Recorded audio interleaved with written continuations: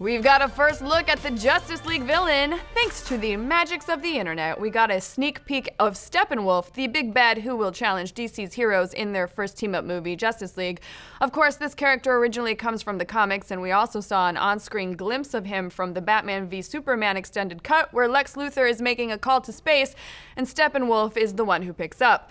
But now we're getting a more complete picture of how this villain will actually appear in the upcoming flick.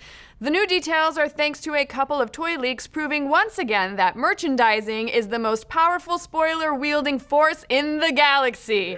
Yeah, now the first Steppenwolf action figure visuals came earlier this month from the folks over at Batman News with a photo of both Steppenwolf and Batman toys from Justice League.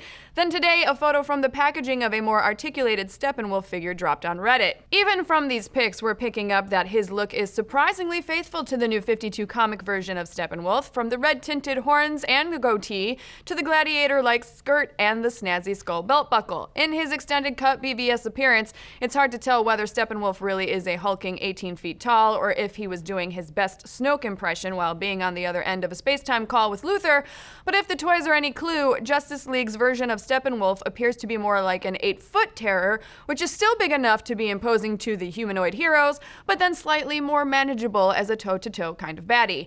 Speaking of physical differences, let's take a closer look at that BVS Steppenwolf. Now his face looks more like an extension of his horned helmet, but it also just looks more like he's a monster type of alien. Now the toy version points to a more humanoid villain, and yes, even though a skin goatee is decidedly not a usual human feature, the guy does in fact have human-looking hands, and his horned helmet covers a head that does not actually have horns.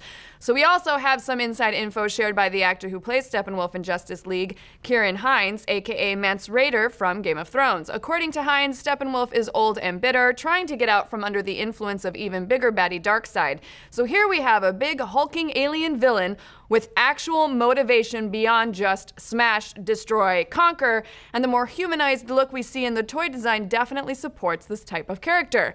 Now Hinds also shared another interesting, if ever so slightly troubling detail about his time shooting for Justice League. All of his work was completed on green screen, and he never worked with the other Justice League actors. In fact, Steppenwolf's awesome skirted, skull-belted, and horned helmeted armor is entirely CG. The actor never even dressed as the villain to play him.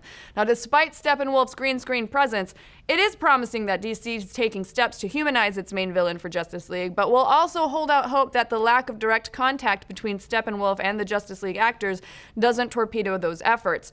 We're likely to get a Justice League trailer at DC's Comic-Con panel this week, so we'll keep an eye out for that hulking bad guy with great character motivation, but who can't seem to look anyone directly in the eye. Much like my dates. But what do you think? Will Steppenwolf be a more humanized, relatable baddie? Who would you want to face off against the Justice League, and is face-to-face acting overrated? Let's discuss. Now, San Diego Comic-Con is almost here, and if you're going down, be sure to join us for Laser Tag, brought to you by the new Hulu show Future Man. For all of the details, check out our video that we made with Michael Ian Black. It is pretty sick.